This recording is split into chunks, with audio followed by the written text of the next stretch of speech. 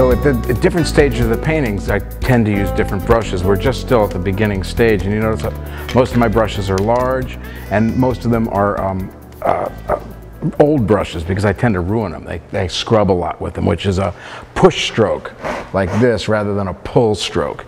And so I'm pushing with that brush a lot rather than pulling. So I tend to abuse the edge of those brushes considerably. Most of my painting is done in the first 2 or 3 stages with these large flats or a really large filbert or a knife.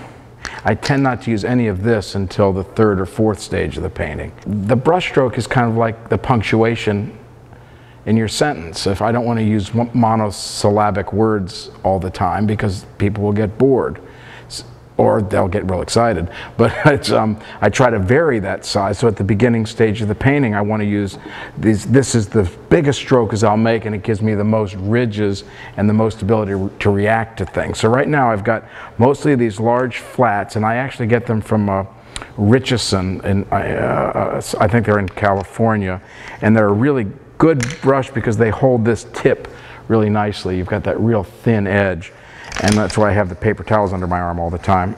It lets me have a real thin edge so that I can make little marks, or I can make a large stroke with the same brush, and it really lets me have that variety.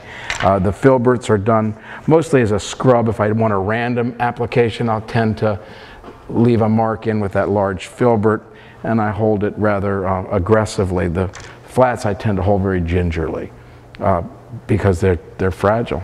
A little talk about the palette I use and whether I use specific colors or not.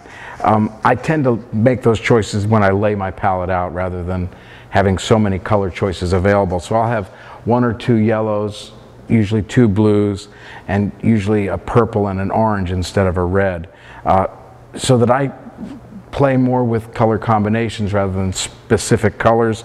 I'll tend to use, at the beginning stage of the painting, I tend to use pure color or grade color to help get my sense of distance. So I use that mixed black considerably, and when I pull a color into that black, I'm thinking more about whether I want a cool green or a warm green, a green with more blue in it or a green with more yellow in it, rather than a specific color.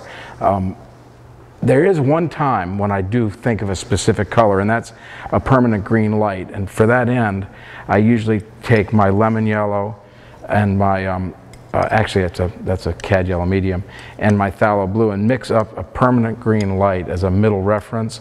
And this is the only green I'll purposefully mix and put on the canvas. So I have a middle gauge, and I want everything to be warmer than that or cooler than that, and that's the only green I'll use. Rather than a sap green or an emerald green or a viridian, unless there's a specific painting that needs those.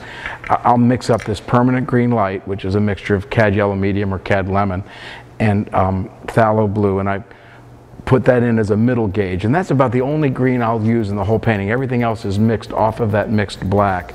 The cooler ones being the mixed black, which is burnt sienna and ultramarine blue usually. Kevin McPherson uses quinacridone, rose, and emerald, phthalo emerald, I think, and to mix his black. And I'll play with that occasionally too. But then I'll use that mixed black and one of the blues and yellows to make my green, or the mixed black and one of the yellows only to mix the green.